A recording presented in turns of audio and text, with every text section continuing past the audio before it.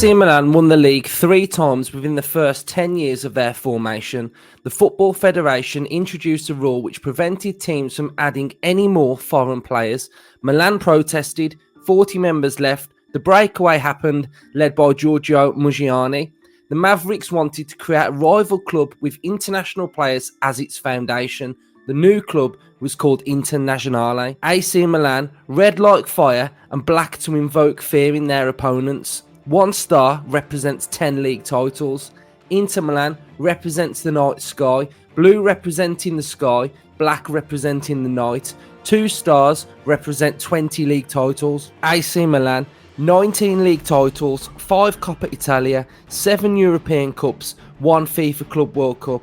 Inter Milan, 20 league titles, 9 Coppa Italia, 3 European Cups, 1 FIFA Club World Cup. Nesta, Maldini, Pirlo, Shevchenko, Rijkaard, Gattuso, Zanetti, Ronaldo, Adriano, Ibrahimovic, Vieri, Figo.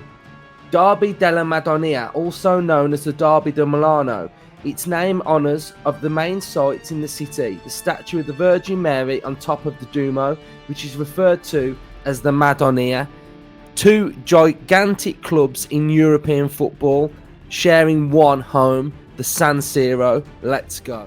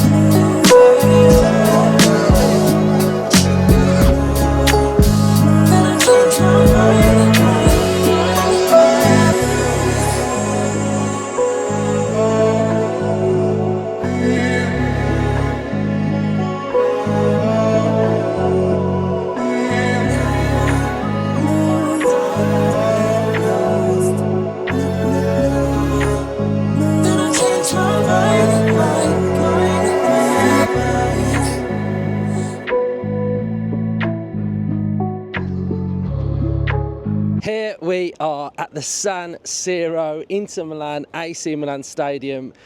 What a stadium this is. We've just done the stadium tour and it is absolutely incredible. This is a stadium that ever since I've watched football as a kid watching the Serie A football on a Sunday when it was on Channel 4, just watching that type of football in that era was just a memory that I've just had all my life, really. And whenever I think of the 2 Italian or the 3 Italian giants that play in this league, those are the memories that I have. And this stadium, it's just so iconic. Those concrete little pillars that are just everywhere, but mainly in the corners, are just absolutely iconic for me.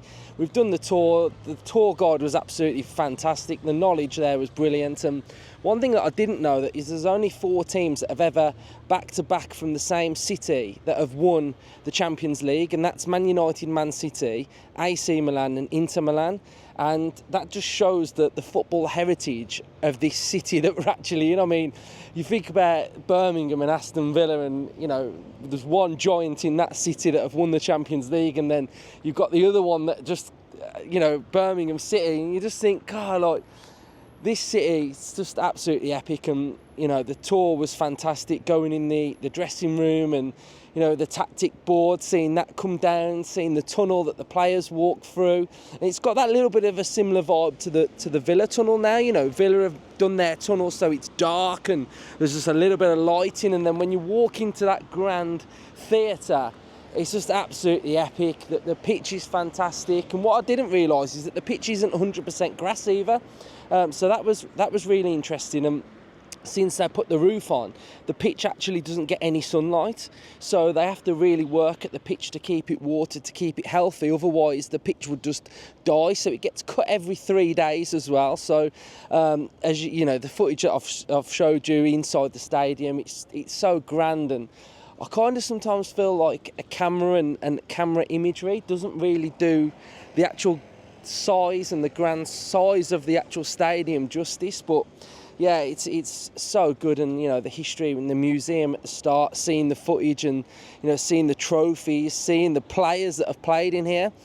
Something really interesting, we've come after an Inter Milan game, and what happens is everything inside the stadium takes 3 days to be stripped out and put back for the team that's going to be playing there. So you see all of like the imagery in the tunnel and walking around the place, seeing like the signs of where the directors go.